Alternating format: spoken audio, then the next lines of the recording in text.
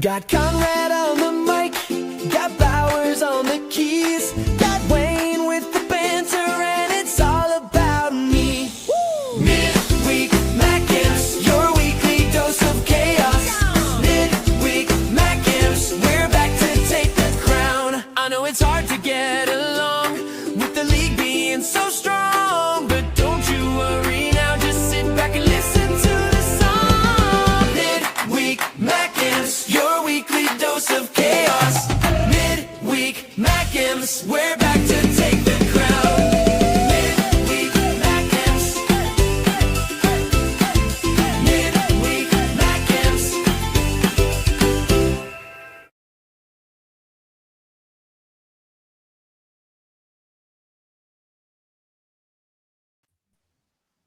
Hello. Hello. I've just got a Sunderland shirt on so quick you wouldn't believe, and only Conrad could see me in the little square. Yeah. I was looking going, Why he's hiding his that's the eyes? last second, yeah. Welcome to Midweek Mackems here on Black Cats TV and Michael Bowers 541 and Only Fools and SAFC broadcasting around the whole interwebs. Good times. Interwebs, yeah. I'm a granddad now. I'm allowed to say all these Interwebs, phrases. yeah. Oh, yes, congratulations. Congratulations. Thank you very much. Yeah, It's, congrats. Has I thought Has your hair fell out already? That was it quick. has. Well, as soon as somebody told me I was a granddad, I looked at the amount of grey and thought I need to get rid of that. So I wanted to That must blend be a in. great granddad then, eh? Jesus. Yes, we're back. Thank you for everyone who's joined us already in the chat. We've got David, Ian Brown, John Rosenbreyer, John Sweeney, Paul Armstrong, Emma's in there, SJ, Ian Donaldson, SAFC Tom, Ryan, Leighton Mills. There we go. And I'll try and get to as many comments as we can throughout the stream, as and when. So Thanks, Tom. so what did he say? What did I miss? I wanted to do Wayne, that. fancy dress was last week. I wanted to Nice. say, Mike, take your mask off. That was like, oh, sorry. Great gags, great You've gags. got to be fair, at least Wayne can rest easy knowing that he actually was that he won the vote of the best costume last week, which was pretty did. damn good, to be fair. He did. And Somebody if you'd, should have, have stopped him. Rest my case. if you'd have seen the agony I went through to remove that FTM from my head because it was embedded into hair and eyebrows, then You'd I have gone should back won. and rigged the vote so you came out on top. You should have Definitely. kept it. Right. I mean, the first thing, obviously, before we talk about anything else, I want to get a link up in the chat for Discord. The link changes all the time, so you'll have to join as and when we post a link. It's just the way Discord works. It's a pain like that. So I'm going to copy the link. I'm going to post it into Discord. This was requested by, can you remember who? Anyone? Who's Loyal viewer. a loyal viewer? Yeah. Basically, we've set up a small Discord community. You can come on, chat football, chat Sunderland, talk to us, speak to us firsthand. It's in its very infancy, so it relies on you guys coming over saying, oh, why don't you do a room for this? Oh, why don't you do a room for that? Or why don't we do this? So it's all down to you. But there's the community link for the Discord. Click on that, join it, and come and get involved. I feel like I need to take a breath now. And that's before we start talking about the football. That's my sales pitch done. Right. But wait, there's more. No. What's Yes, your sales pitch for our European push this season? I don't need a sales pitch. It's just happening. It's Oh, happening. All right. It's happening. Right. Let's talk robbery. Let's talk Sunderland getting robbed off a referee, and all things to do with that. Let's keep it super simple, guys. Wayne, what's your first reactions? What do you think of the game? Just talk us through it. The game itself was after the first half an hour was a decent game. We were poor, weren't we? After the first 20 minutes, we set up wrong, didn't we? We now reasonably got it wrong against Man United. Went with a back four, should have went with a back five. We went with a back five on Monday. It didn't work. We struggled to get out first 25 minutes, half an hour. I was surprised at how good Everton were, to be fair. Give them a lot of credit. They pressed us high, stopped us getting out. The front three of Njai, Dewsbury, Hall and Grady, I thought they were really, really good that first half an hour. Put us under loads of pressure. We couldn't get the ball in midfield. kept on coming back. They were forcing us for to play it long, and it was a struggle. It really was a struggle. But when we tweaked it, I'm not a fan of pushing Trey Hume into midfield, but it kind of worked, to be fair. He had a good game once he went in there, and once we got the equaliser, there was only one team going to win, I thought, up until the referee had a spur in the works, but the referee was shocking all game. With a name like Thomas Bramall, we should have known he was a Sheffield United fan. Which kind of scandalous. And I will probably touch on as well the VAR referee as well. Michael Salisbury he's from Preston and he's not allowed to referee Everton or Liverpool games. So why is he allowed to be a VAR referee? The VAR was what baffled me more than anything, because I thought, it's gone to VAR. We've definitely got a penalty here. But no. I'm sure you'll all agree. Conrad's even put a picture up for me. He's a good one. He's a good egg. We'll all agree that this is a perfectly natural position for your arms to be in. Yeah? As we see demonstrated here. There we go. It's a perfectly natural position to be in. So clearly not a handball. Conrad, someone said in my live stream, Everton are dominating you. But looking back now, we had more shots on target, 90% pass accuracy. That's an unreal stat, I'm afraid, across any game to have 90% pass accuracy. What did you think of the game? To get 90% pass accuracy, that must have been after the 30-minute mark. Every pass must have been successful. It must have been 100% after that. Yeah, exactly. No, I think Xhaka said it best in his post-match interview, where he was just like, we all said training was absolutely terrible the day before. And we just carried on doing that half an hour into the game, and then we sort of woke up. I agree with Wayne. We spoke at half time. I don't know why Hume was pushed in as like an inverted midfielder when it clearly wasn't working. They had like a square of him, Traore, back to Ballard and Nordy, and they were just square balling it to each other or losing it in between that pass. We never got it through that gap, and then we seemed reluctant to go left because Reynaldo was charging forward, and Enzo was like, whoa, two attacking, stop that. It was a bit like too much chaos. Reynaldo was being his usual self. Yeah, exactly. And it just felt really wrong. It was a bit like, we haven't done this at all. Why have you now put him in? If anyone, you would put Nordy in there because he's a better technical player, really, you would have thought. He's another end-to-end player, isn't he? Exactly. I literally couldn't fault anything Nordy did. Is there such thing as a box-to-box defender? He sort of covers. To be fair, Nordy's reinvented the long throw-in, so why not invent the long box-to-box defender? Yeah, why not? It's I don't know. It was a terrible half an hour where we actually could have been 2-3 or even 4-0 down at that point, and it would have been like, oh my god, what's happening here? And then Wayne says you're right. We sort of switched on, got better, didn't quite get a clear-cut chance in the first half, but to be 40 seconds into the second half and we were back, I thought, all right, well, there's only one winner here.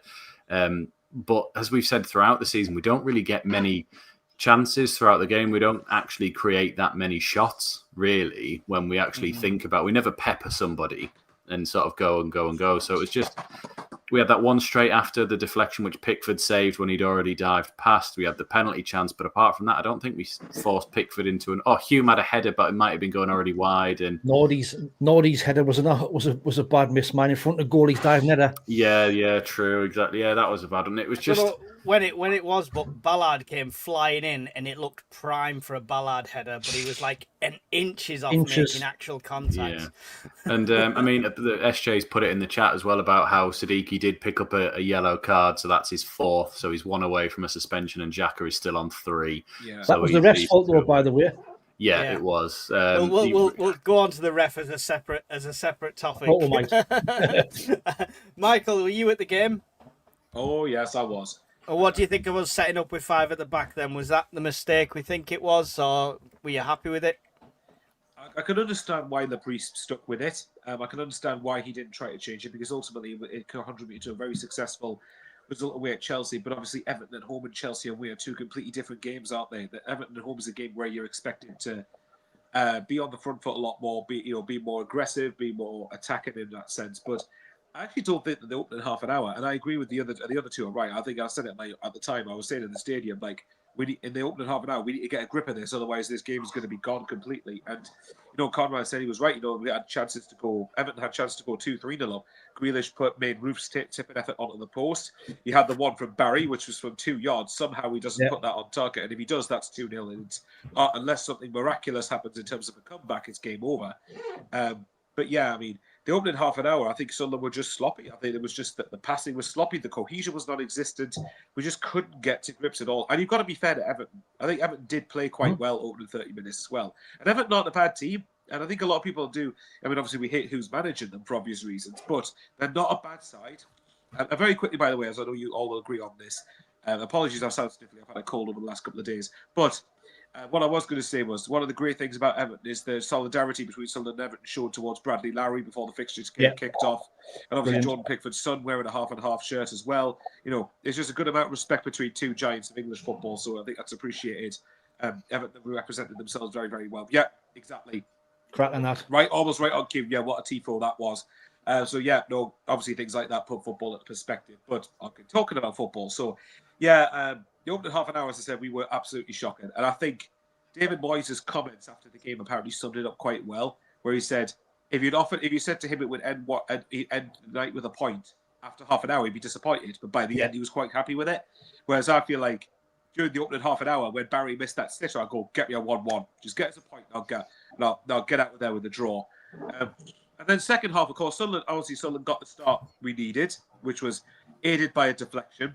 Obviously, when Xhaka did score. But you know what? It was just great to see that we got level so quickly. It just settled everybody down and just made sure, right, okay, we're still in the game. And then, I can't remember I'm trying to remember any clear-cut chances we had afterwards to try and get the winning goal. Well, actually, saying that, though, yeah, there was obviously the one from Mukiele where Xhaka puts a brilliant first-time ball in and he obviously heads it over when he's a free header, basically. So, but yeah, I can't not mention the referee, but I'm trying not to because I know Mike wants to make that a section of itself. But yeah.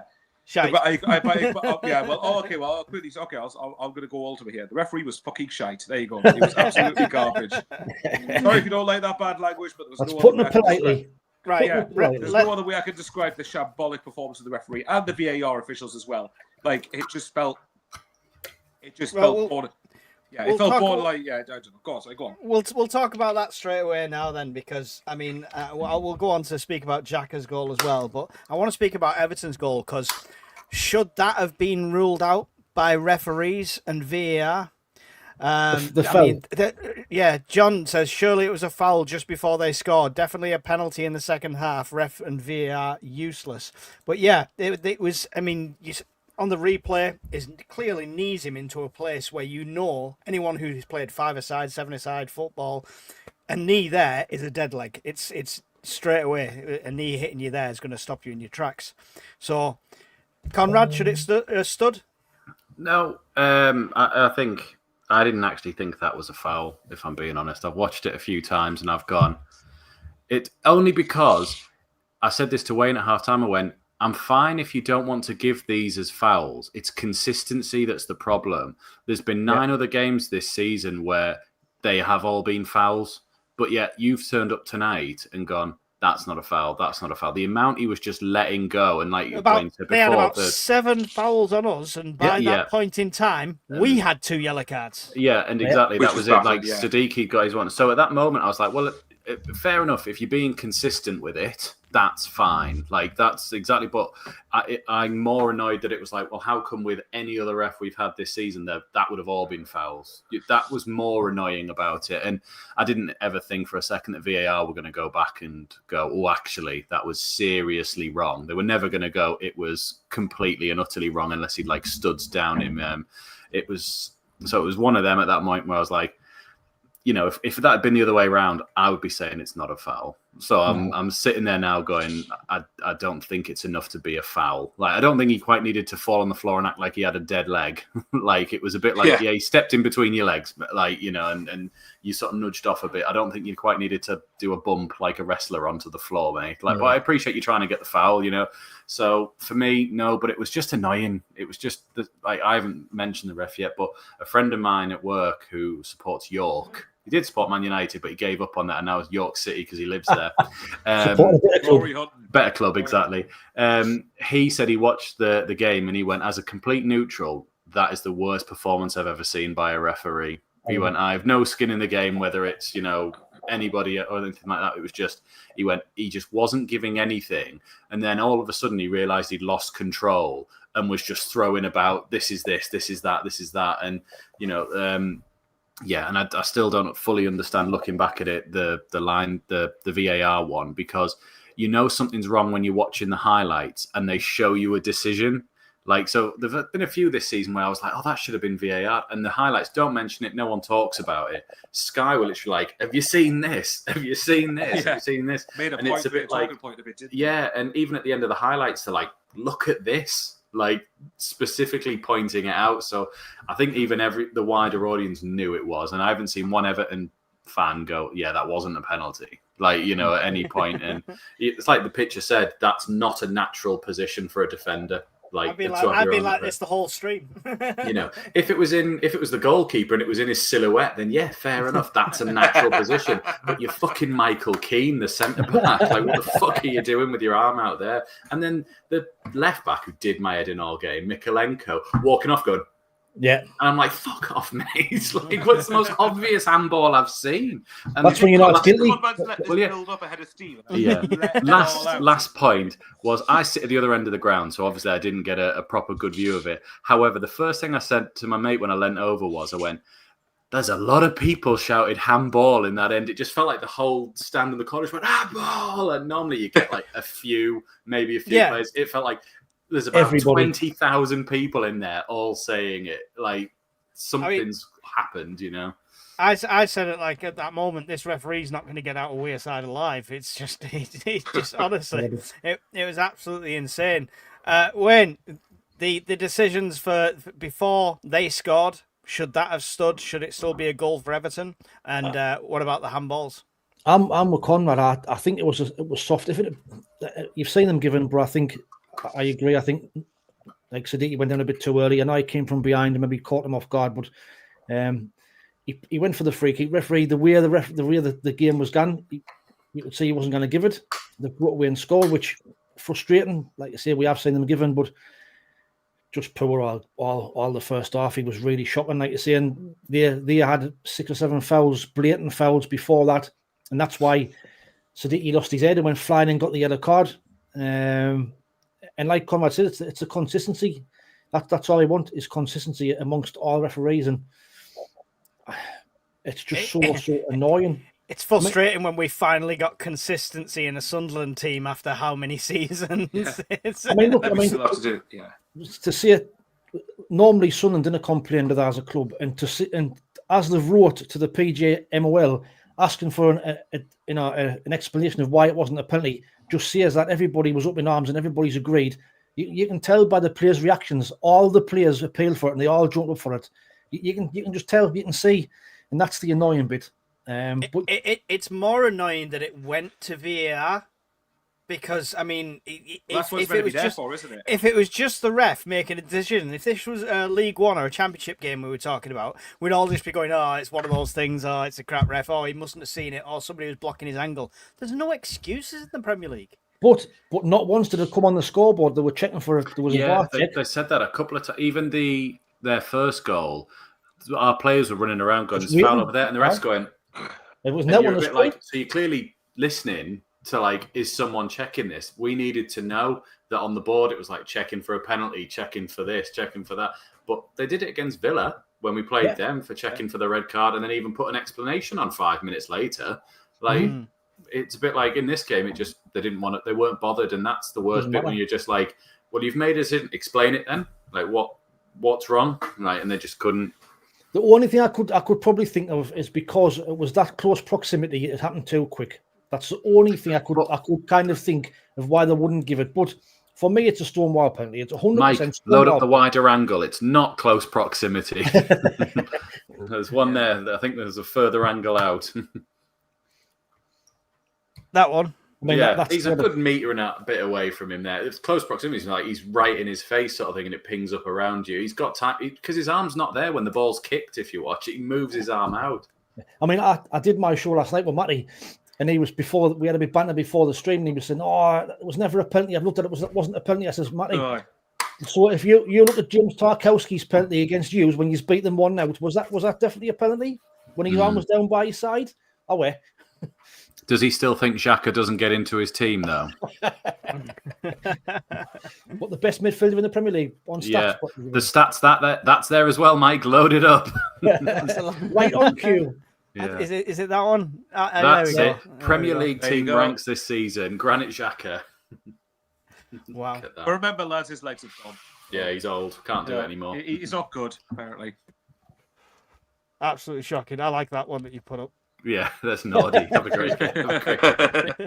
That's all I do. That's my contribution. I look for memes and put important bits throughout the week, and I just go, there you go, that'll go. I love that. Never love a good meme. Let's pull up a few comments, otherwise I'm going to be 6.5 miles behind. Sorry, I can't get to all of them. If you have got a question, make sure you highlight it and stuff like that. There was conversations going on between everyone else. I'm with Omar being out. You could see why he went with the back five system we had at Chelsea. It didn't really work, but I think we'll be playing that system again against Arsenal. We'll look at the Arsenal game coming up. That's potentially the amount of opposition fans giving us crap about Kirill interview on Sky before the Everton game was daft as well. Are we not allowed to be ambitious? What did you think of that, Kirill doing an interview on Sky? It's not really something you see often, is it? Really, from an You know what though? Fair play to him for what he come out and said. You know, didn't have a transfer cap as such. And the good news is, if he feels that we'll need players in January, he's not afraid to go out and buy them. He wants a top 10 finish, that's a statement. So fair play to him. Yeah, I agree. Got him on speed dial, Wayne. Yeah, I sort of heard it first and went, that's a bit weird to do before a match, but like as you're the interviewing person before the game, it felt like that's a bit strange. And have you set us up for a fall? And in the first half an hour, I thought, oh shit, he's sold us down the river here.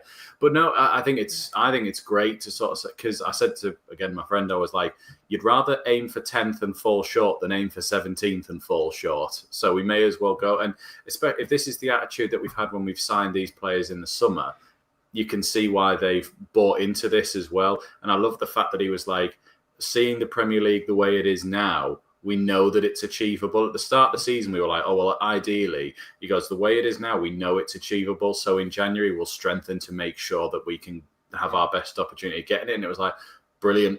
That's exactly what you want to hear. That it's like, this is our target. And we're not just going to go, oh, we're doing it. Let's just stick with it. It's like, no, we need to get even better then. And it's exactly what you want. A bit like Xhaka's post-interview, which is like, we need to be better than this. Yeah. No Regis interview before and at the end on Sky either, says Steve. Maybe he was too fuming about the decisions. Yeah. No, I can't imagine him being angry, weirdly. Like, I probably could. He probably is behind the scenes. We've already Probably is. yeah. We need one of those back scenes, Premier Passions cameras. Yeah. That's what we need to see. Regis behind closed doors. It sounds like a different kind of website. Yeah, I was about to say, it sounds like One Night in Paris or something like that. Yeah. Regis. One night in the locker room with Regis. Is sticking Hume in midfield a different option than playing Neil in midfield for AFCON? Don't think he can make the step up, to be honest, says Ian Brown. Don't think Neil can make the step. Neil couldn't make the step up when we went into the Championship, but we still played him. So I wouldn't have Trey Hume in midfield. I wouldn't like. And I did a job there on Monday, but for me, if anything, you should have put Giatruda in there, and then move Norrie in the middle. But that's just opinions. I mean, Lebris knows them better than we do. He sees them every day in training, but I don't know. For me, I wouldn't have had Trey Hume in midfield. yeah, No, it just, we said as well, it should have been Enzo. Yeah. Should have been in that. If you needed someone to sort of move about, Enzo should have been there, and you should have put Talby out on the left.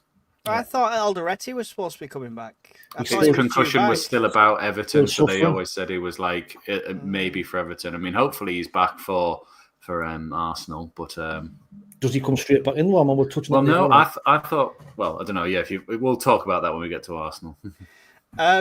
Michael, your opinions on Hume and his last couple of games? He's not been 100% like the guy we love. Is he risking his position, or does he still get the first team for you? For me, I don't think he's done too much wrong in recent games, personally. No. The only thing I think he probably did wrong, really, was Garnacho's goal at Chelsea when he was widely out of position for it. Massively, but other than that, But other than that, I don't really think there's been much that he has done wrong. And look, I mean, the idea of playing him in midfield, I'd personally rather, if you had to pick of him or Dan Neil to put in there, then I'll put Dan Neil in there because he's a natural midfielder. And contrary to what Mike says, I actually thought he was very good in the Championship for the most part, personally. But I think we're always going to agree to disagree on that one. I know Jimmy Paddy will definitely agree with what you think, because he makes Dan Neil out to be like Josh Gowan. I like him, Michael. I just got a bite once upon a time, and I've just played off it ever since. Fair enough, then. Fair enough. I'll quickly talk on the officiating stuff, because obviously, I think for me, I originally... You already had your bit. You already said it was effing shite. I thought that was okay. Well, actually, there was one penalty shot that I thought I'm amazed more people weren't making more of. And it was when, I can't remember, it was a free kick or a throw-in, or whichever one it was. And it was towards the left-hand side of the penalty area. And I can't remember who Dan Ballard was having to wrestle against. It might be Michael Keane or maybe one of their fullbacks. And one of their fullbacks just wrestles Dan Ballard and falls him right to the floor. Somehow not more's made of that. So I'm like... No. And I was shouting in the stadium, how the hell is that not a penalty? Like, and that's what they're supposed to be clamping down on this season as well. That sort of stuff was what they're meant to be looking for. Yeah. Well, considering in the first half we had a long throw in and they got a free kick given when Mykolenko threw himself to the floor when he was wrestled by somebody. It's like, also if it's a foul the other way, why is it surely not it's a foul that way. Yeah. It's right. this thing. It's this rubbish when it's like, oh, it's too soft to be a penalty. It's like if it's a foul, it's a foul. Yeah, exactly. But if Doesn't matter you don't where it is. for that, don't give a foul for Everton then on the pitch. That's the thing. Because I would agree with Conrad about the Siddiqui thing before the goal, really, because I did feel Siddiqui threw himself to the floor too easily. I felt it was because he was trying to be too clever, and that's one of the things I don't particularly. I thought he got absolutely bullied. I don't think he was throwing himself on the floor too much. He was getting 7 lumps of shit kicked out of him half the time. Well, come on. With this referee and this VAR display on Monday, I wasn't surprised we didn't get very much. But the problem is, again, we do get consistency. They're just consistently shit. That's the problem. Exactly. So they do get some level of consistency. It's just not the right level. It's not the level of consistency we want. So, but yeah, I just couldn't believe it. And originally on the Michael Keane handball one, I was still and ahhing about whether I could see why it wasn't given, because I think Don Goodman on commentary said you've seen them given, which to me implies he's also seen them not get given before. Mm-hmm. But when you look at the cut back, the angle Mike just said, his body is literally in an unnatural position. So, and is it Keith Hackett? I think it is one of the former referees or whatever it is, and he was saying that we had a right to be aggrieved about that. So that's just ridiculous. So yeah, I don't know. But again, and I'm glad that we're getting to the point now where you can criticize referees and not be seen as bitter. And I'm so glad we got something out of the game, because had we lost it, the narrative would have been, oh, you're just saying that because your team lost and all that bollocks. But I get tired of hearing that every time. So like, your team even if your team's not performed well, it doesn't mean that the referee's been amazing. Like, you can still criticize him. So yeah, everyone was annoyed at him before they even scored. Like, was the biggest cheer apart from the goal was that first free kick we got after like 26 minutes. Like the whole stadium was like, "Why?" When you've got the Everton fans backing you up, and the Everton fans, and it was a penalty as well. You know, normally you're biased towards your own team, but every one of them have said it was a penalty as well. So. It's a lot. The worst thing about that whole situation, as fans, we get frustrated all the time. Whether you're in the crowd, whether you're watching at home, we have that frustration all the time. But you could visibly see all the players getting frustrated with it, and it was compromising the whole game. It felt like playing like when we played Luton, a pub team, kind of thing. And it was just, it was proper frustrating for the players. And I personally, I don't blame Siddiqui. I would have gone flying in like he did as well, because that was pure frustration. But the thing is, though, I mean, that he was to blame, and it's like same for the goal. 90% of the time, that gets given as a free kick, and that's why Siddiqui's probably gone down. Yes, a little bit too easy, but you normally get the free kicks for that. That's the frustrating bit. And players are playing to what they think the rules are and what they think they're going to get. So that's the annoying bit. Is that not another problem, though? That the rules are so, that everyone, what they deem to be the rules is so inconsistent that we don't know definitively what the definitive rules are anymore. Exactly. So what to one referee, what's a free kick?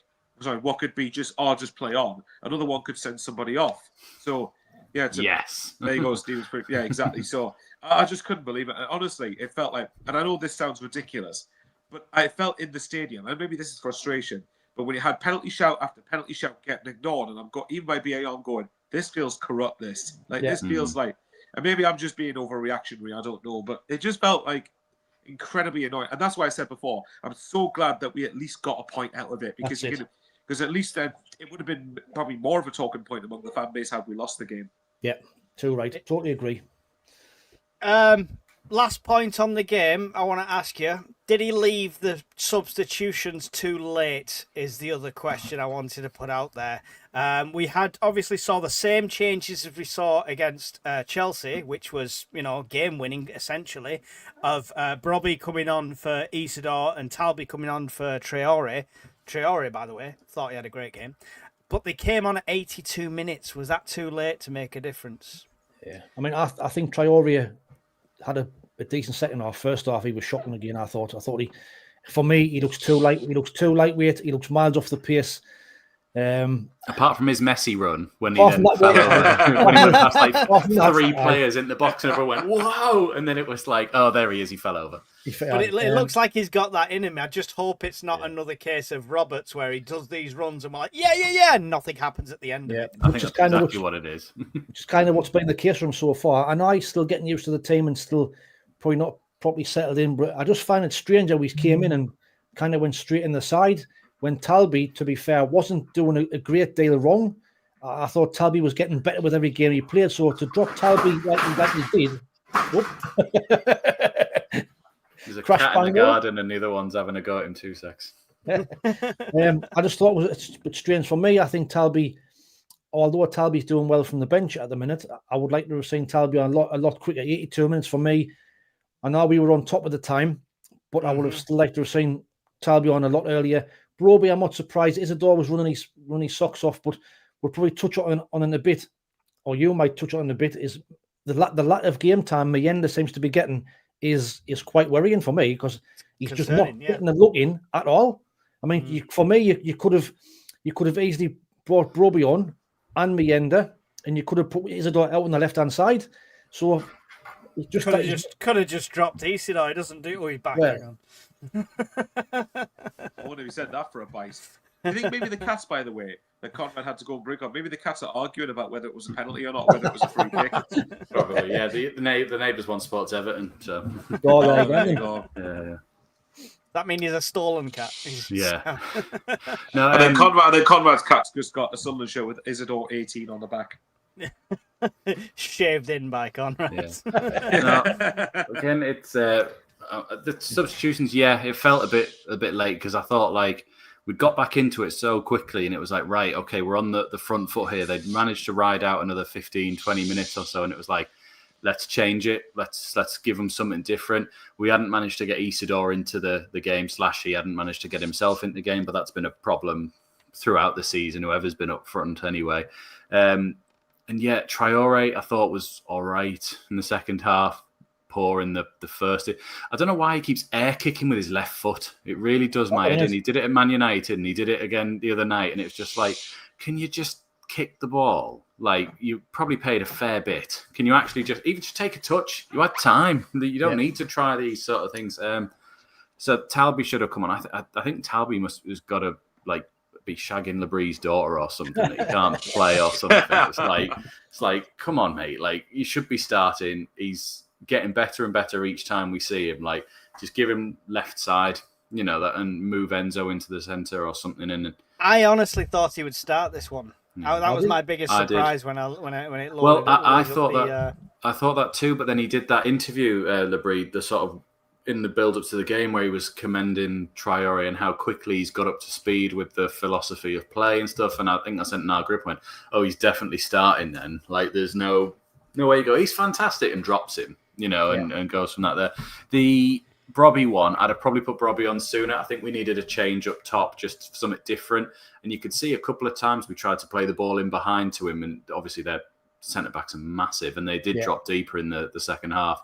I'd have just thrown something different at him when about 65 minutes it was like, right, this is stale. There's almost a stalemate here that they know exactly what we're going to do, and we can't break it, and we haven't, we're reducing them to next to nothing really at this point.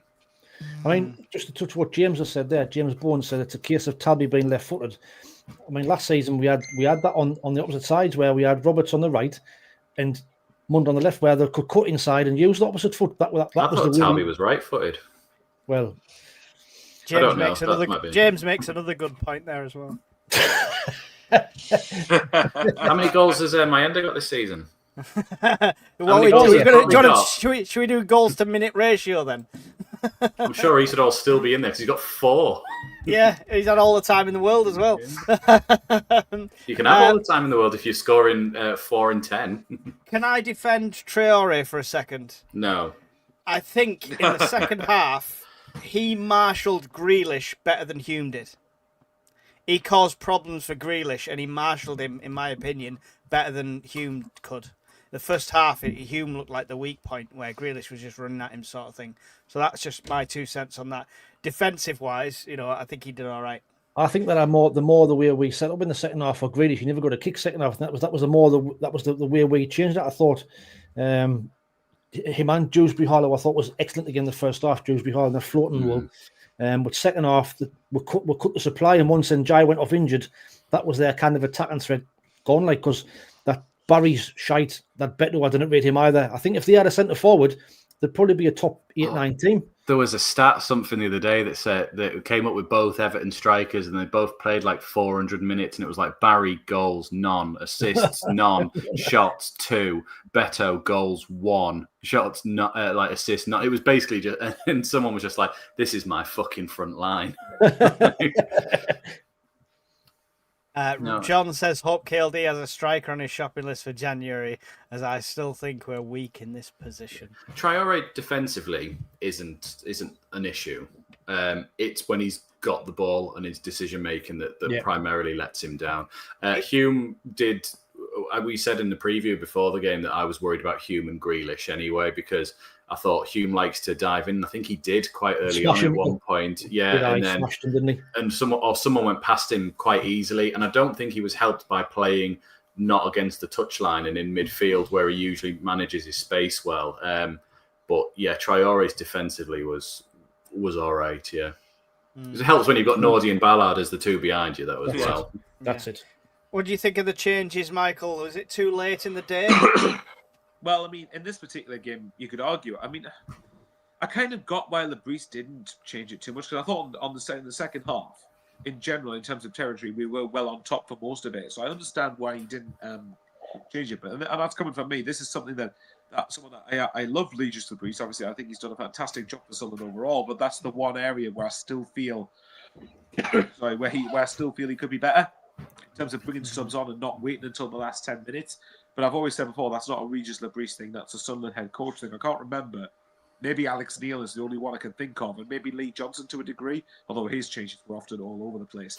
But I can't remember many head coaches making changes proactively and actually, there's certainly an argument for that, to be sure. He definitely brought him on sooner in the Chelsea game. I can't recall the minutes to be exact at the moment, but I'm sure they got a lot longer than 8 minutes in that one. I will find out for you. Conrad, did you go make a new account, Black Cats, yes, just so you could say that comment to support Absolutely, yourself? I did. Yeah, absolutely. Although I do agree, I said earlier on, I thought Brobby should have been on sooner. I thought we were struggling to get it to the strikers. We needed something different. So, and Isidore wasn't being brought into the game, / wasn't getting himself into the game either. In terms of Chelsea, the substitutions, so Talby came on at 65 and Brobby came on at 75. And then I think you said there, let me just quickly check. It was 82 minutes on this one. 82 and 83, yeah. Yeah. So way early. I don't know if they were against Chelsea, they were thinking we were going to be knackered and needed a swap earlier because of the amount of running back and forth for cover. But yeah, they should have been sooner. Can I just point out, to be fair, if Conrad wants to just defend Isidore, all he's got to go is say Isidore's got 4 goals in 10 appearances, nearly a goal every 2 games. Exactly, aye. Have we forgotten about Dingra, says SJ? I think Regis has. He was there. He was on the bench this time, wasn't he? Because did they say he was ill for Chelsea or Wolves or one of the two? So I don't know. They're obviously not convinced, but I don't like the fact that they're also not convinced on Talby starting so far. I mean, it's what we said at the start of the season, right? It's a great position to be in, to have great players like this on the bench. So I mean, Well, I think we've got at the minute it's Lafayette, because he wants Lafayette in the team, and he's just slotting him in on that left hand side. That's what's keeping a Dinger out. And because if he doesn't, where else does he play him? You know, you're not gonna. And when Diarra's back, that's going to be another issue. You know, just who misses out then? Does Traore or Talby not get in when Diarra's back? Well, there's plenty of decisions to be made. Let's round this up with your man of the match. So, who's your man of the match for this one, Conrad? I think I'll probably have to go Ballard, I want to say. It was close between him and Xhaka, but Ballard headed absolutely everything in the air and didn't give them a sniff all game. He was very quick in the challenges, and especially at the end when we were pushing forward to try and win and he was marshalling spaces on his own. I thought it was fantastic. Nothing got past him all game, so I had to go with Ballard. But Xhaka was close, but Xhaka should have pinged it in the top corner by himself, not relied on Tarkovsky. I told you he's saving that for the Arsenal game. Bowers, man of the match. I hadn't really been thinking about this until you've asked us to put on the. So cheers for putting us on the spot. If I had to pick of one who I thought would have been quite good, I'd probably say maybe Mukiele. I thought Mukiele in general, because I didn't think Xhaka was personally as good as what I've seen a lot of people claim he was. Because I think he was very good, but there were also a couple of times when he gave some shockingly bad passes away, and it happened quite a few times across the game. So, yeah, I'd probably maybe personally go with Mukiele. I mean, but I think Conrad shouted Ballard's a good one. And I don't know if Mike's connection's any better on your end, but to me, it's just no. He's just put a message in the group, so he's probably died. Oh, Power cut, lovely. Oh well, who takes over then? Oh well, okay then. So we're going to sing Daniel in Store's praises then while he's not here.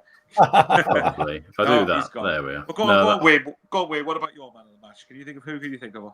I've gone with Conrad. I thought Ballard was absolutely immense. Like he's just a rock, innit? He's just the step up he's made. We all knew he was kind of Premier League quality, but keeping him fit, he's been absolutely class, and he won everything. And now got past him. That kind of block at the end from Alcaraz kind of kept us, won us a point. So I thought he was just. Everyone's still there. What's going on? Yeah, you disappeared. That's really, I've really got good. loading circles. Like Bowers and Wayne there. Yes, yeah, I'm here. Yeah, we're both here. Oh, there you go. They appeared. Right. Did you carry on without me? Or have you just sat there in silence? Yeah. No. You've been away. Have you been away? We never missed. Didn't know you were gone. Oh, I'll go then. I literally had a momentary brownout, which was enough to reset the computer, dim the lights for a second, but not reset the router. Odd. So, yeah, there we go. Were you just getting away just to prepare the case of why Meander's a better shout than Isidore? I was just trying to find out reasons I can give Traore the man of the match, but no. What was yours, Bowers? I missed it. Well, I said I thought that Conrad shouted Ballard was good, but I went Mukiele. I thought he was absolutely everywhere. Mukiele was good, yeah. Wayne? Yeah, I went Ballard with Conrad. I thought he was class. I mean, considering he had the height of Barry, and also when Beto came on, he never lost a header all night. Just rock solid. The only one he lost was the one in the first 11 seconds, which they nearly scored. The first one. I mean, I want to say Xhaka with the goal as well, and he's just vital morale-wise. But my close second would have been Gertruda. I'm surprised he didn't say Mayenda. Gertruda was quite good. Right, anyway. He warmed the subs bench really well. Yeah. What have you guys got in stores? What have we got? Who's got questions? Who's got games? Wayne, Michael, you had one from, was it Stephen Hensel, did he say? He messaged you. Yes, I did. Right, so I need to see if I can remember this. I sent the bloody questions and I've forgotten them. You might have to research them. I think it was about the strikers, wasn't it? It was about Isidore. That was it. Yeah. So one of the questions that Stephen Hensel put. So if you can, prove it. Good comeback, lads. Good comeback. I love that. That's quite funny. No, to be fair, one of the questions Stephen Hensel asked. So if anyone wants to give him stick, you know where Stephen Hensel is. He mentioned that he said to me in a voice note that he was of the opinion that if someone's not performing to their full potential or best ability, that they should be dropped. And he felt that Isidore, is it a case of dropping Isidore for a bit and giving someone else a go, Now, that's not my opinion, because I think Isidor's done very well in general. Well, there you go, Stephen. You've got Mike agreeing with you straight away. So go on, Mike. Why do you think Isidore should be dropped? I don't think Isidore should be dropped. Okay, there's no dropping in there. Right, screw that, Stephen. He doesn't agree with you What next. what I want to what I do want to see is out of them 3 strikers, to me, nobody. I know Isidore's got the goal record for us at the moment, but if you side by side skill level all 3 of them, I think they should all be getting an equal amount of time at this stage to see who really comes up. Mayenda's not been given a chance, and he could really come on form after enough minutes. Robbie, we've only just started to come in, and we saw him hold up the Leaning Tower of Pisa that time, and bits and bats. But I want to see. It's difficult, isn't it? Because when you're in the Premier League, there's no game where you can say, "Oh, we'll just throw in the other strikers for that game." Every game's vital. Every game's a difficult one, unless you're Sunderland, of course. And we did do that against Huddersfield, because if you think Mayenda started the first 3 games, but against Huddersfield, we did start Giu and Isidore out on the left, where you would think the Carabao Cup, we've done it, but we lost. And then it was like, well, points are more important than that there. I just think the way we play, I mean, probably the last probably 3 or 4 games, we haven't getting Isidore in the game. He's ran and grafted, but I think Isidore is a type of centre forward who, given a chance, he's got that instinctiveness to put it away. Where I'm not so sure if Mayenda has got that. I'm not sure about Broby, but I think just Isidore at the moment, if he gets a half chance, he's more liable to score than what Mayenda is. That's why I think he's playing.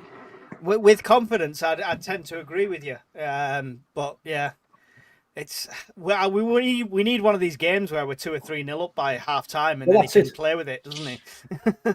That's why the fringe players are not getting game time either, because the games are all so tight. If we're winning 2 or 3, like probably Arsenal the weekend will be 3-0 by half time, then we might get some. We might see Xhaka hat trick. We might get Dan Needham getting some game time at the. I think it's a similar thing to Traore, that a Xhaka trick. Very good, very good. That was worth interrupting for. Actually, I give you that.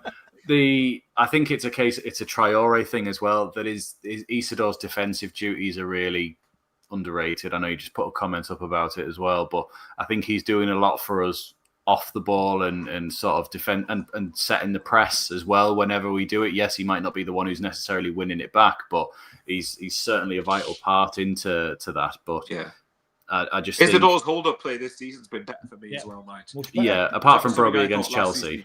Yeah. But yeah, that's what, because I thought last season that was one of the areas of his game that I thought was really good to do with working on. But generally this season I've been quite impressed with. Like I said, that's not my opinion. My opinion is I think you stick with Isidore for the time being. But yeah, it's the same with me. But I do think you swap him earlier if it's not working. I don't think wait till 82. I've like we said 65. You go, it wasn't working. They've had 20 minutes. We're back in it. Let's try something different. Half an hour to impact it. Yeah. If points and Premier League is the most important thing, Tom mentioned they're looking forward to the FA Cup. Is that where we try everything?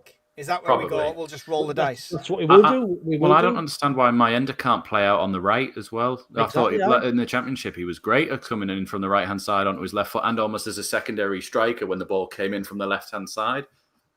We're probably going to try that in AFCON, to be fair. We're going to lose pretty much every winger we have. There is a case, and the Isidore left, Broby in the middle, and Mayenda on the right. I mean, that to me is a direct, cracking front 3. Yeah, we'll save it. We'll save it for like City or something. We'll beat them. Save it for Chorley Town really at home in the third round.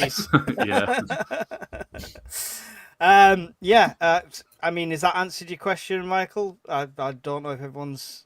Well, I would say so. Well, I've got a question off the back of that. Actually, I want to know what you guys think. So, because of the lack of football that Mayenda's getting at the minute, if he gets to the point in January where he's still not getting into the team, is there a possibility of loaning him out, do you think? Just so that he actually gets sharper and gets minutes?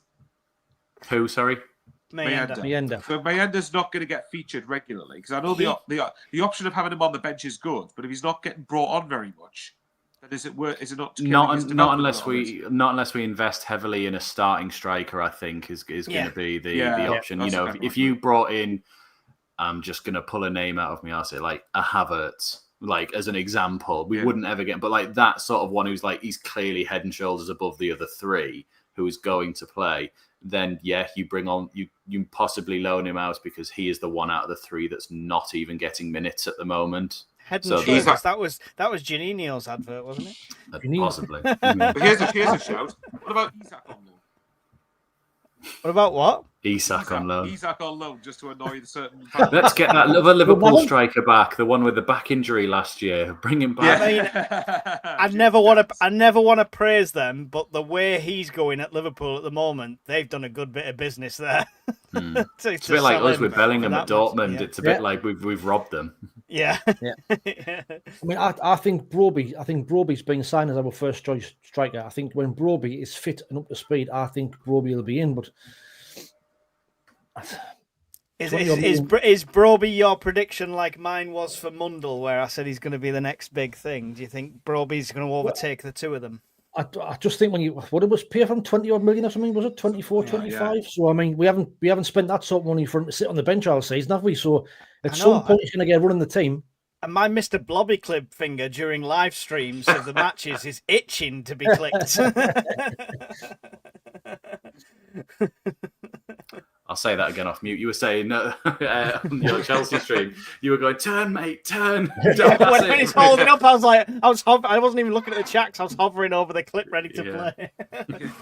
But yeah, brilliant, excellent, cool. Who's next? I'll do me who am I, because it's getting close to my bedtime, as you can probably tell.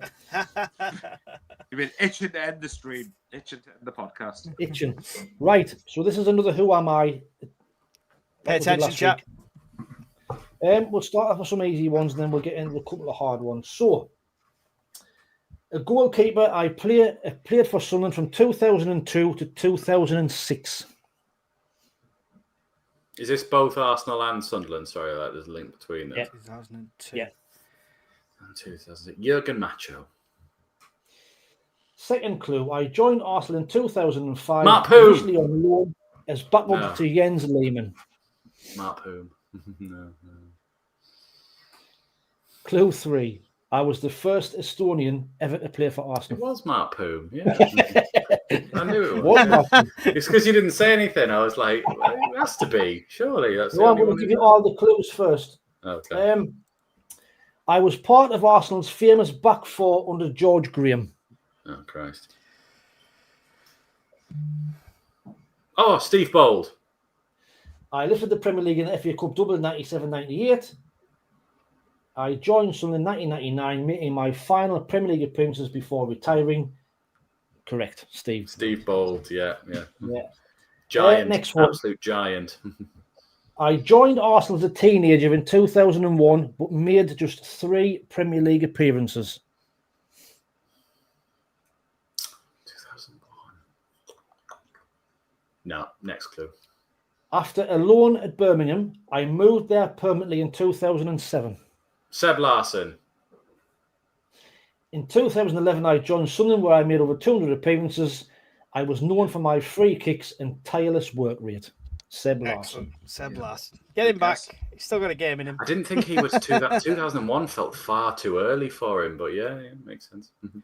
But 2 more. I came through Arsenal's youth system and was once tipped to be the next Ibrahimovic. Nicholas Bentner. Good on. Yeah. Last one. Welbeck. Welbeck was Man United. Welbeck came through Man United system. Yeah. I thought he was at Arsenal first. No, he was at Arsenal later on in his career. He was at Arsenal to start off with. So this one's probably the most difficult one out of them all. I came through Arsenal's Hill End Academy, making 68 first-team appearances. I still think Bentner, but it could be Quinn. I spent the 2005-2006 season on loan at Sunderland, making 31 appearances in a difficult relegation campaign. Justin Hoyt. Oh, good shout. Yeah. Good shout. Yeah. Well done. See, I'm wasted on this. The mastermind, Sunderland between 2000 and now. Yeah. That's me, I'm done. Yeah. Oh, fair enough. Did I get Bentner right before on that one? I was Bentner. Oh, right. Yeah. I thought we were still on the same. That's why I think people put Quinn in the chat. I thought we were still on the same one. Do you know what would be classic? My fault was Bentner. If Wayne did this for like managers or people like associated with the darkest times of our history. So, for example, if he went, who am I? I'm a Wales international. I manage the Welsh international team. I'm a married man with 6 kids on Netflix. You know? I loved him as a manager. I loved him. Yeah. Or you Right. could just go something like, I wrote off the season after 2 games, same with a relegation battle. I am a bellend at Sunderland. Yeah. You know? That's Okay. next week's show. Yeah. Despite warnings from many Rangers fans, I still got the job at Sunderland. I gave myself a day off when everyone else had to work. Yeah, One YouTuber put up posters saying, "Believe in me." Yeah. One YouTuber said I was Another sacked the day YouTuber. before I was. Another YouTuber called Eddie Bamber did accurate impersonations of me with Sunderland 0 Stoke City 7 after 1-0 loss to Hull in January 2024. I am also known for PowerPoint FC, where I hook my employers. Love it. What have you got for us, Conrad? Is it a blind Well, ranking? Do I need my it is. notepad up? It is, but last time we did obviously central midfielders, which I still have right here. So last week we had Kevin Ball in first, Claudio Reyna, Alex Ray, Stefan Schwartz, Craig Gardner, Dean Whitehead, Jordi Gomez, Liam Bridcut, Jan Mvia, and Dwight York. I have, I said that there was thousands of central midfielders. We're going again with central midfielders. No. Oh, go on then. Let's go for it. So these are players that they might not necessarily be a central midfield, but they've definitely played a fair few games at central midfield for us. So it's not going to be like Trey Hume because he's played once there. So number 1, Steed Malbronk. Class. Brilliant. Mint player, superb player. Now he's given us him to put him high up, and there'll be some better ones than that coming, I'm sure. Third. He's trying to double bluff us, yeah. I want to know 3. what people think in the chat for him as well. I'm going to go 3 for I'll go Malbrank. 4. I'd have said 4. I just Okay, think I'm outvoted then. We'll say 4. But we've got a 1, 4, 5, and 6 in the chat. It's a curveball. That's definitely a curveball. Steed. Well, 4's the one in the most changing crisis. Wayne and Bowers on 4. So let's have Stephen. Every time I wrote the answer down, Conrad was shouting it out. I'm good at Sunderland stuff. So Malbronk in 4. Okay. Number 2, Bolo Zendin. Oh, fuck. It's that famous volley against How many Spurs have we in got here? How many have we got? 10. 10. And that famous dance at Chelsea. 7. We can't rate him on his dance No. skills. 7. I'd have said 3 or 5. Really? Above Malbrank? He was a great. I Endon wouldn't say was class. His ending was class, like he was. He's not above Fine, him. okay. I would say probably 5 because I've got a feeling there's better coming. A lot of 5s in the chat right now. Right, Stephen I'll saying, I'll go 5. Tom, I'll go 5. I don't want him okay. above Malbrank. Okay. So 5. So up next is Zinedine Kilban. 10. You two will have to take this. Should we play the odds and say 9? Yeah. Aye, we're going 9 with that one. Really? I liked Kilban, mate. Okay. We've already mentioned him so far. Number 4, Seb Larson. Good player. Third or second? Oh, I wouldn't go Oh, I that don't high. know. I think I'd probably say 6. 6. 6. 6. Oh. It's pretty. Stephen Hensel put 100,000. To be honest, his free kicks were amazing the first season he was here, but afterwards they weren't really that great. I don't think. No, 7, 8, exactly. I'm 9. I'm with Oh you, my Michael. God. Nah, 3. 9 and Thanks, 10 is John. too harsh. I think 6 is John and Steer on the right wavelength. 6. And let's not forget. We've gone that wide. Right. Let's not forget 6. when he who must not be named scored the winner at St James's before Christmas. Seb Larson antagonised a home fan, so that's worth the 6. Yeah. So okay, fine. I need an answer because 6. the chat are all 6. over. You're going. We've gone 6. Well, me and Wayne are. I don't know where out Mike. No, it's 2 versus 1. It's all right. Number 5, Stefan Sessignon. Oh, he was great on his day. Loved him. Well, We've got 1, 2, 3, 7, 8, 10. He's got to be top 3, and I'd probably say 3. I'm just trying to think about. I mean, we've got that many to choose from, but who could be coming next? We've got some shit coming, I think. Second, then. This is where Second. Conrad's gonna have the fun of his life here. 2 or 3. 2 or 3. Second or third. I'm not bothered. Second. 2. I've done 2. Or second then. Second. When he was on it, he was one of the best. He was players class on the high. screen for us. Yeah. Brilliant. He was I've brilliant. totally I love Sessegnon. butchered spelling his name here, but never mind. Sessegnon. I know it. I know what it says. It says. Yeah. And Mike's going to say to Conrad, you are a CUNT. Yeah. Next Tuesday. So, number 6, on loan, Ki Sung-young from Swansea for that season, the Gus Poyet survival season.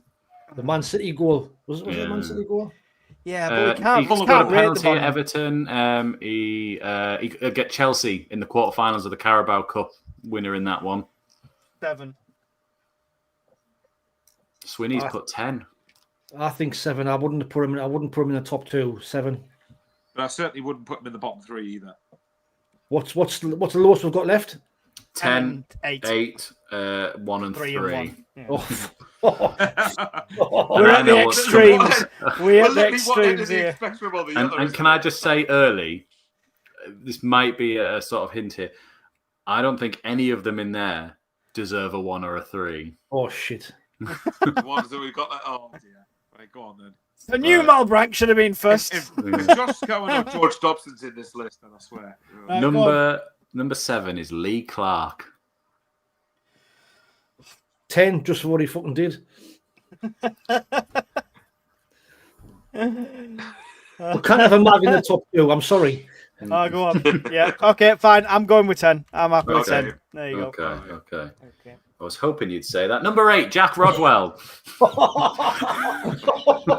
Well, he is number 8. He's got to be number 8. Yeah. He's not going to be 3 or 1 Okay. 3? Really? 3? What?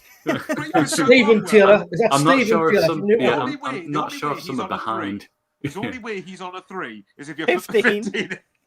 The only way he'd be even remotely near top 3 is if there was 1 was the shittest and 10 was the best. 10,000, 10, 11, Rodwell expensive. Yeah, Rodwell. What a leech. 1 all day. Yeah. Number 9. So what we got? Have we got 1 and 3 left? Yeah. Oh, God. Number 9 loves a car crash. It's Darren Gibson. Oh, God.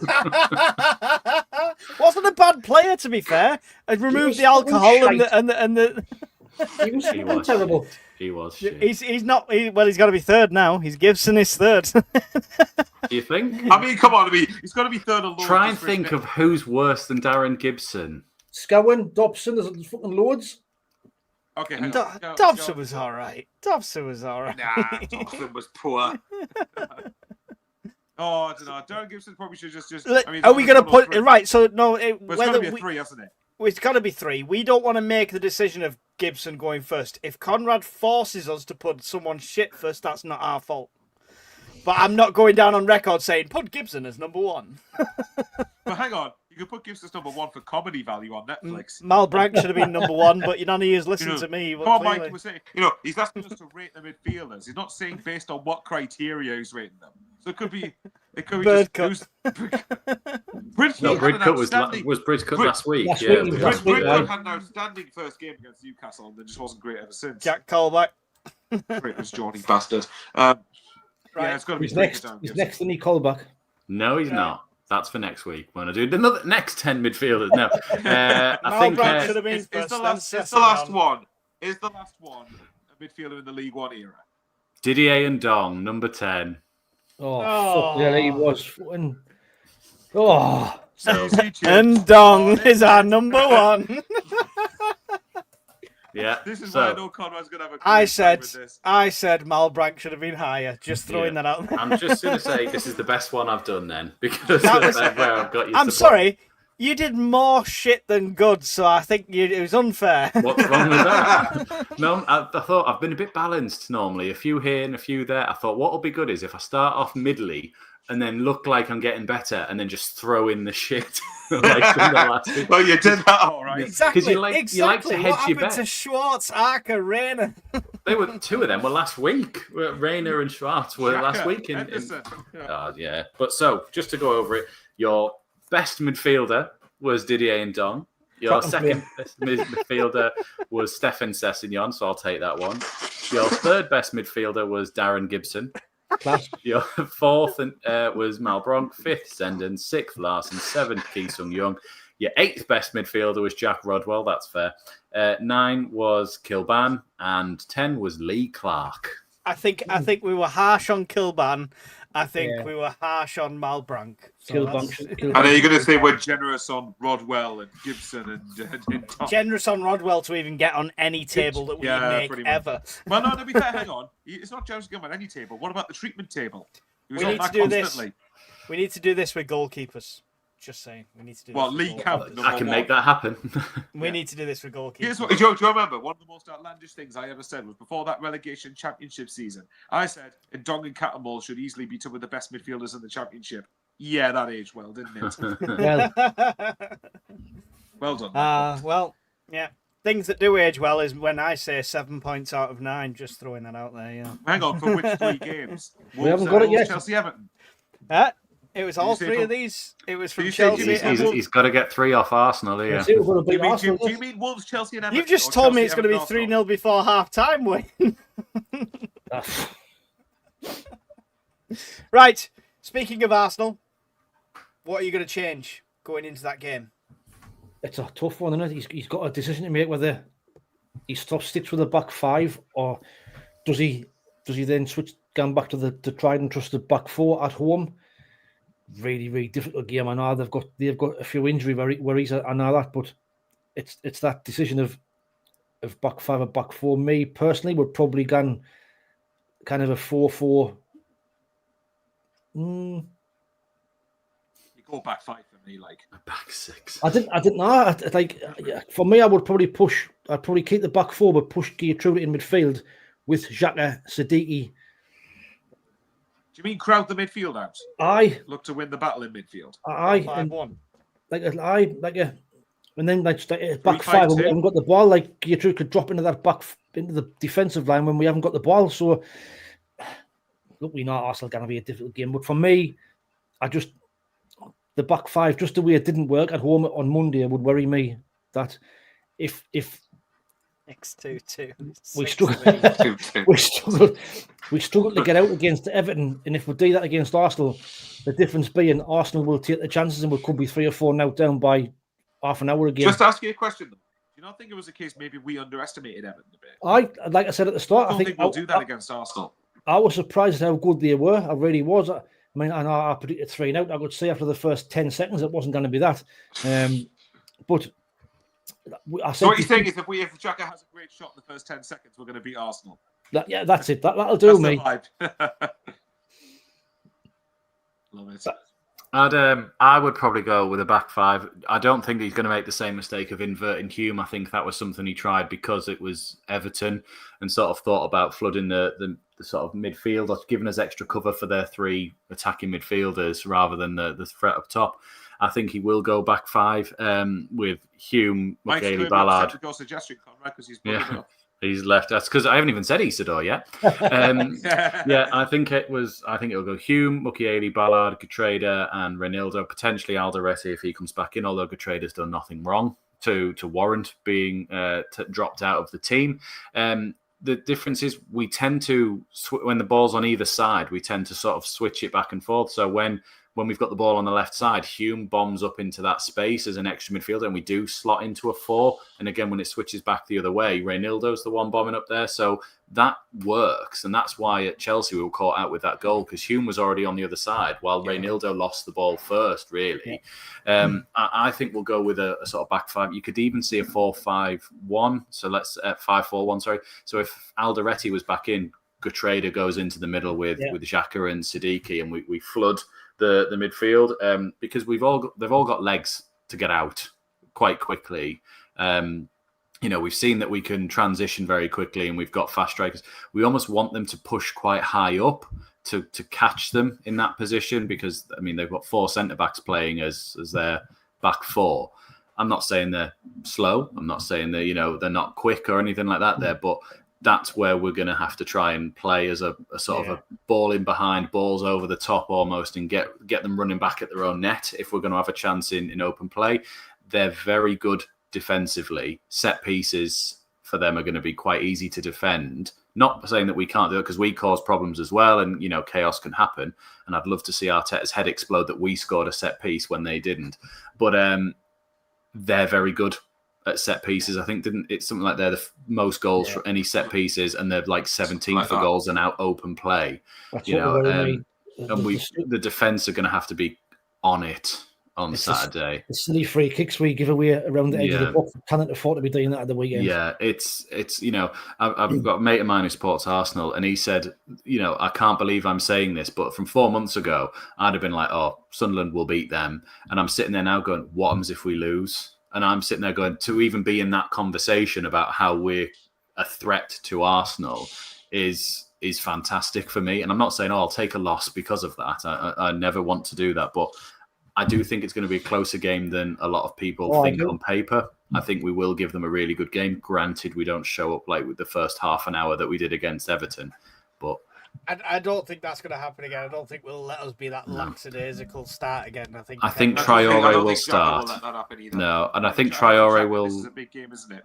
Yeah, Traore will still retain his place at this moment because of his defensive duty. Same with Isidore and same with Enzo doing the spinneroonies on the tackle. It just Do you depends. think it's going to be the same? More or I less think the same? I think it'll be the exact same lineup. Potentially, you see if Alderete's in, some changes there. But I would probably, if you're doing that, that's when it's like, well, who do you put in the midfield instead of Alderete's back? He starts on the bench, don't you think? I'd probably guess. I don't think he comes straight back in. I don't think he will. No. We don't. It just depends. It's because it's going to be, as we've seen in the match against them up the road. They're very physical, but they also like to throw themselves to the floor if the striker gives them something. And I think Alderete is more physical than Getrada, but like not so much that it's like awful, if you know what I mean. I've seen Alderete elbowing people in the back just to win a header, and I'm like, brilliant, love that. And Nordy does the same thing, and Ballard's so quick and out on people. We're just gonna have to be on it the full 90 minutes. For me, they have got injuries. Gyökeres is not playing. Zuamendi's injured. Martinelli's not playing. Martinelli's not playing. They've got. I think Marino will be probably playing centre forward. And he scored 2 goals for them yesterday in the Champions League, but Premier League's different, and so they have got some injuries. So now might not be a bad time to play them because Gyökeres has been their focal point, and they're much better with him in the team. So. I mean, they've not lost since the 31st of August. Well, they haven't conceded a goal in the last 8 games. Yeah, no. Yeah, and they don't concede shots, let alone goals. That's the. What I was going to say. To be fair, records are there to be broken, and Sunderland are good at that. To be fair, exactly. My thinking is, I don't expect anything. Arsenal, you would look at it on paper, should beat us, but I think Mike's right. I don't think we let the first 30 minutes, because I think the lads admitted it themselves, didn't they? That they're basically the last training session was poor, and that sort of carried over into the game against Everton. And what I was impressed with quickly actually was by how Lefay said it and Jacob pretty much said that they weren't happy with the result because the first 30 minutes was well below standard. And I just think playing Arsenal is different. I mean, Everton are a huge club, obviously, in a very good side. But playing Arsenal is, of course, completely different to playing Everton, really, especially with how Arsenal have started really well, and of course Arsenal are well at the top of the division. So I think with what Wayne has said, I think Gyökeres being out, I think is actually quite massive, and I think Gyökeres is. We saw what he was like in the Championship against us. He was one of the best centre forwards that season I watched play against us, and that was before he had Champions League experience and got Premier League experience. So him being out, I think, gives us half a chance. I still don't expect anything, but I would be less shocked at getting something now that he's out. I will say though, Gyökeres looked really good against 09 and Danny Barth. When we were playing at that point there, I think when we've seen him this season in the Premier League, he's not been prolific, and there's still a lot of question marks over his sort of physical play in the league. I mean, he's still a big miss because they don't have another striker, and he's still scoring. But I would have backed Nordy and Ballard and whoever is the other centre. Yeah, no, I get a number over him. Yeah, my personal point is more that Gyökeres is allowing players like Saka or Havertz to get into the he frees up space. Don't get me wrong, they're still huge threats, of course, because obviously Arsenal are top for a reason. But my point is, Arsenal might struggle a bit. Well, it depends. If we're really on it, they might struggle more to break us down because of that. So it just depends. Look, Arsenal could get a goal in the first few minutes, and it changes because they've got that in. Though, of course, they're top of the league for a reason. They're no mugs, and they're a good shout. This is their chance to win the Premier League this season, I think. But Yeah, I mean, but this They is the sort have of they game- have to be beating us if they want to win the Of Premier course they League. do. Of Like course they do. they, Because we're not expected to be where we are. no, exactly. And if we Trust do, on them. if we beat them, aren't we like 4 points behind them in the title race?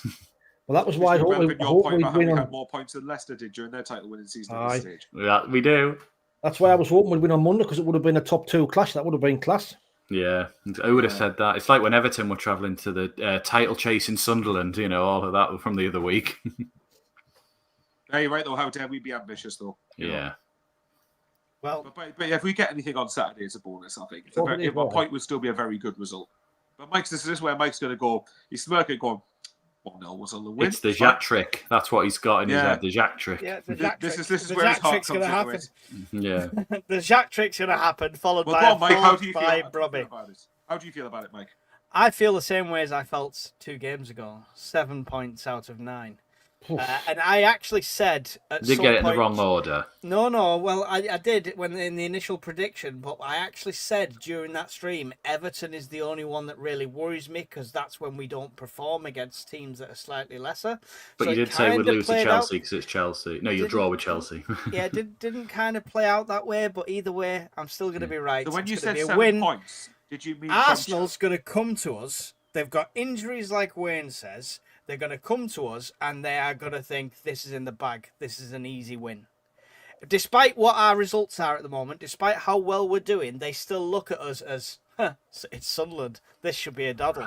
See, And I we're don't going to think take that. advantage and we're going to shut them out. I don't think No. Arteta allowed it to be Arteta like that. won't let that happen. 2-3 years ago, yes, absolutely. I think their mentality has completely shifted in the last year and what have you. And I just think they don't go into any game thinking it's a given now. And you can see that in how some teams lock down against them. They have to really grind out. Get your predictions in the chat. 1-0, Burnley, they hit them early on 2 and then they set up shop for the rest of the game because they were like, we're happy, we're good.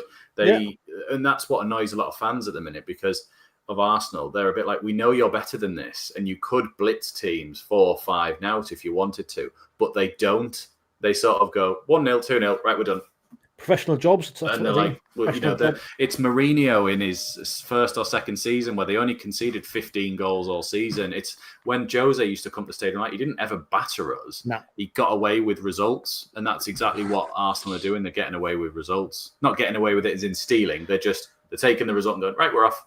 That's it. That's all we wanted. Right. Just a question. When Mike said 7 points, did he mean from Wolves, Chelsea and Everton? Or No, he Chelsea did and not. Arsenal? Wolves had happened. Wolves It was after Wolves. It was after Wolves. Don't worry. All my All predictions right, are okay, coming true we'll this see. year. All my predictions are coming true this year. Renew your passports, lads. Conrad, score prediction.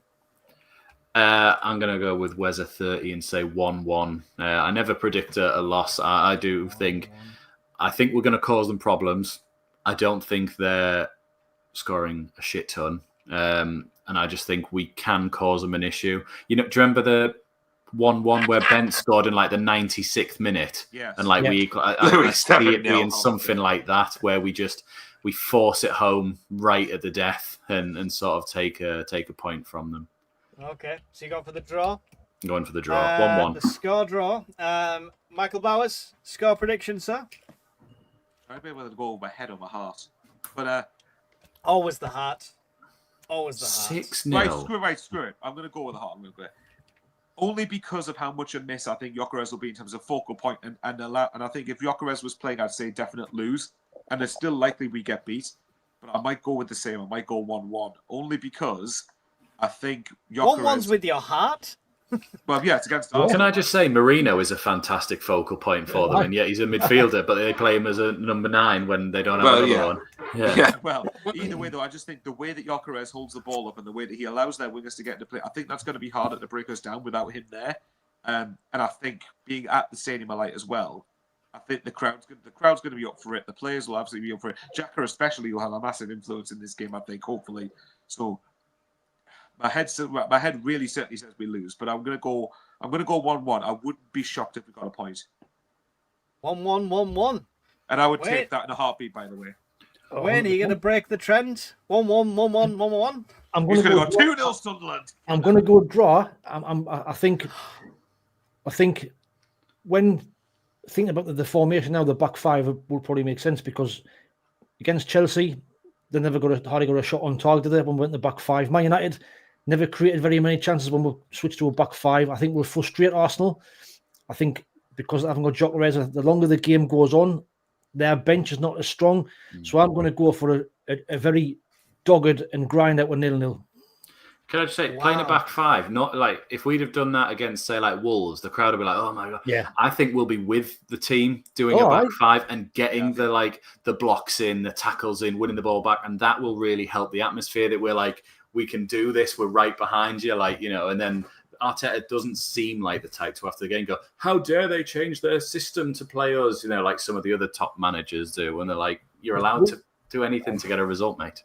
We've just got to keep it nil. We've just got to keep it 0-0 for as long as possible, because the longer it goes on, the better it is in our favour. If we concede an early goal, then we've got to then come out, which could be a different game. But if we can keep it tight for 60, 65 minutes, and then out can happen from there. But you say that Chelsea won 1-0 down after 4 minutes, and we just went, calm, play the game. We'll get a chance. That is true, but I would say Arsenal's a few levels above Chelsea this season. Absolutely. But you are right. I think in principle it is the same. I don't think we were as reactive as we used to be. We're very calm and measured, and that's probably Xhaka, Nordy, and those type of players. Xhaka's going to have an influence on this game, isn't he? Because he knows the team. He knows a lot of the team inside out, really. So I think, look, obviously it's going to be difficult keeping many of their players quiet. But yes, Mike, I know. I've written down 7-0, Mike. I'm waiting for him to do my prediction. Well, we're just building it up here. We're just building it up. I know. Don't get us wrong.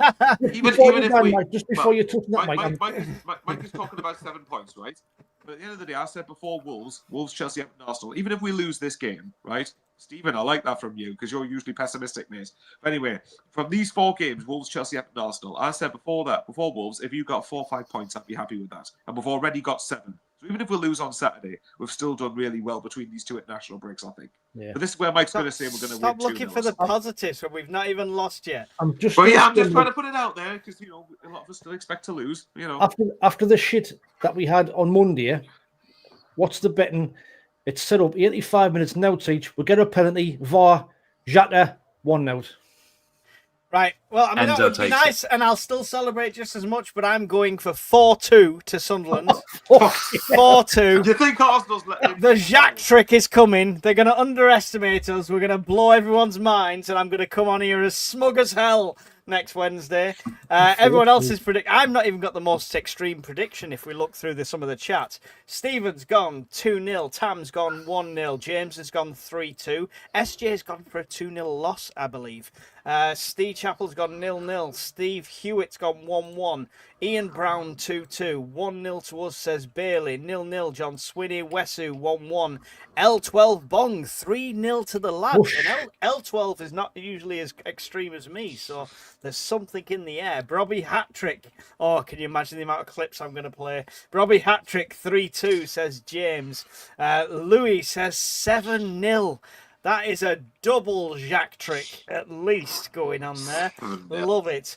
2-1, the lads cause an upset, says John. 1-1, 2-0 to Arsenal, says Stephen. 2-0 Sunderland. 0-0, 2-0, sorry, 2-0, yeah, Sunderland, says Stephen, sorry. 0-0, says Changing Crisis. Can I just say? Joseph Wankanobe, I like it. Sunderland 2-1, and Steve Taylor says 1-0. Because I've updated the leaderboard, Mike. If you got that on there as well, we had 5 people join the leaderboard for the 1-1 against Everton. Well, crazy. I say 5 people. Changing Crisis, Brian Greener and Sai 854 all got their 2nd win of the season. So see 3rd, 4th, and 5th. You finally moved Mike out of 3rd. He's now down to 6th. Well, I'm going to go back up after this game. Yeah, I'm trying to Mike. It's fine. Michael Bowers in 23rd has joined the list with a correct. So he is joint 6th right now, Michael Bowers. So when we do the preview video, or are you doing a live stream for it, Mike, on Saturday? I don't know. Yeah, I should be doing. Cool. Sorry, go on. I was just going to say, get your comments in on our preview video or the live stream that Mike does, and we'll add you to it on there as well. Of course, these beautiful guys below, they get in and as well with this one, and I'll write that down for them as well. Excellent. Before we... Sorry, go on, Wade. Did you want something? No, you're right. I was just going to say one thing we haven't... Well, there's that as well. But one thing we haven't touched on is referees again. Referees a certain Mr. Craig Pawson, who's an absolute bell end as well, by the way, and also another Sheffield United supporter.